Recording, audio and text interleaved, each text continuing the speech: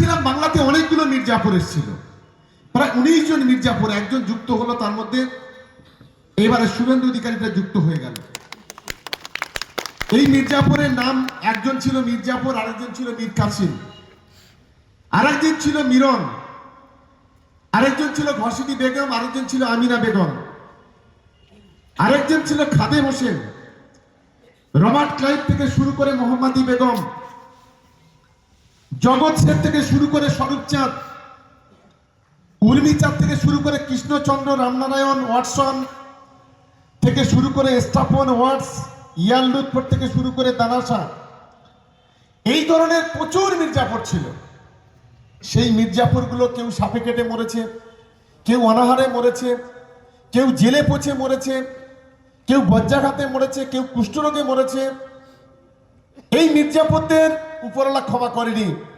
আমি মনে করি বাংলার মির্জাপুর একেও উপরওয়ালা ক্ষমা করবে না, আর বাংলার মানুষ একে ক্ষমা করবে না। একে ঠিক ওইভাবে আগামী দিনে এইভাবে ওকে চলে যেতে হবে। কারণ আমি ভাবতে পারছি না যে শুভেন্দু অধিকারী সে আজকে একটা বাইট দিয়েছে। সেই বাইট কি বলেছে? সেই বাইটে সে বলেছে যে একদিকে কামালগাছি থেকে গোসবা বারুইপুর হয়ে যে রাস্তা, আরেকদিকে সায়েন্স সিটি হয়ে, মিনাকা হয়ে, মালঞ্চ হয়ে, ঘটকপুকুর হয়ে, সরবেড়িয়া হয়ে যে রাস্তা গদখালি পর্যন্ত, গোসবা পর্যন্ত গিয়েছে, এই সমস্ত রাস্তার ধারে পাশে নাকি সব নাকি জঙ্গিরা বসবাস করছে, জঙ্গিদের হাতে চলে গেছে। ভাবতে পারেন কত বড় মির্জাপুর, যে আজকে এই রাস্তার দুই পাশ ধরে যদি আমরা দেখি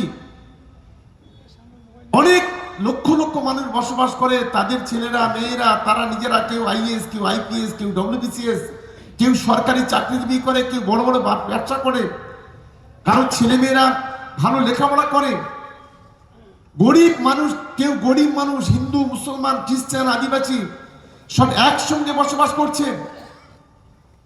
আজকে তাদেরকে বলছি জঙ্গি, জঙ্গিদের হাতে চলে গেছে। ভাবতে ঘৃণা হয়। আমি প্রশ্ন করতে চাই এই শুভেন্দু অধিকারী মতো গাদ্দারকে, যে আজকে যদি বাংলাতে যদি জঙ্গি ঢোকে, তার দায়ভার কার? তার দায়ভার মমতা বন্দ্যোপাধ্যায় নয়, বাংলার স্বরাষ্ট্র দপ্তরে নয়, তার দায়ভার হচ্ছে কেন্দ্রীয় সরকারের। কোথায় গেল 56 ইঞ্চি ছাতির বড় বড় কথা? কোথায় আছেন দেশের স্বরাষ্ট্রমন্ত্রী?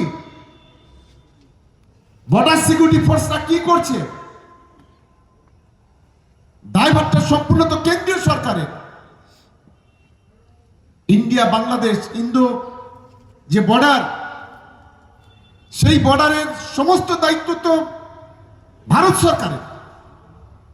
আর যদি পাকিস্তান থেকে জঙ্গি ঢোকে, আর যদি বাংলাদেশ থেকে জঙ্গি ঢোকে, আর যদি মায়ানমার থেকে জঙ্গি আসে, যদি শ্রীলঙ্কা থেকে আসে, যদি ভুটান থেকে আসে, নেপাল থেকে আসে, তার দায়ভারটা কার?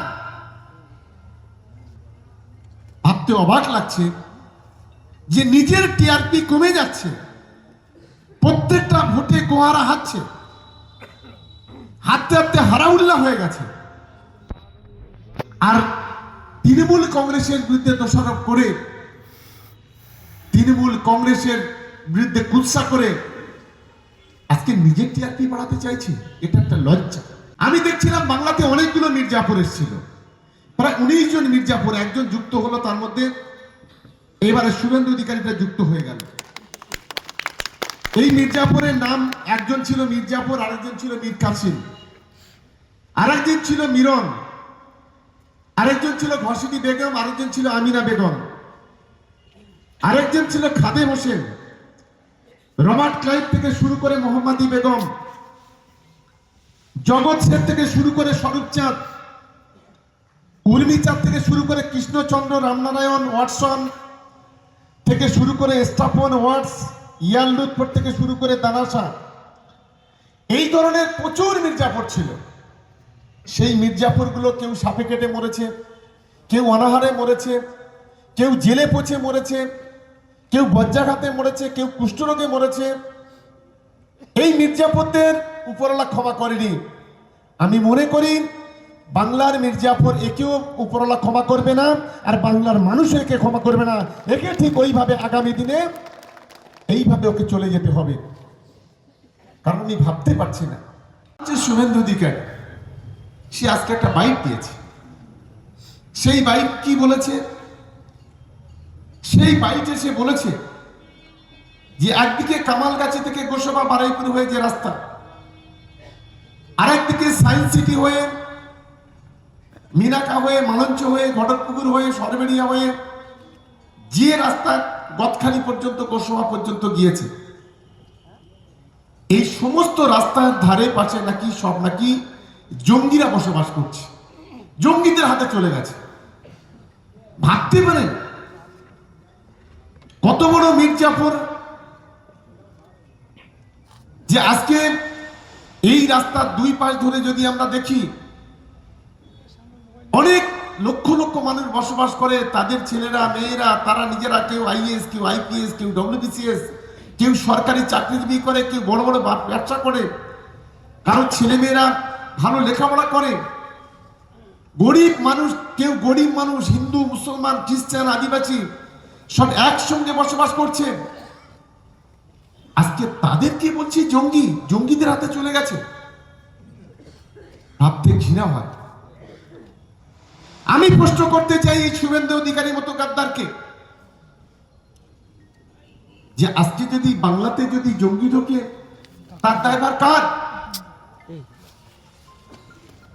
তার দায়ভার মমতা বন্দ্যোপাধ্যায় নয়, বাংলা স্বরাষ্ট্র দপ্তরে নয়, তার দায়ভার হচ্ছে কেন্দ্রীয় সরকারের। কোথায় গেল 56 ইঞ্চি ছাতির বড় বড় কথা? কোথায় আছেন দেশের স্বরাষ্ট্রমন্ত্রী?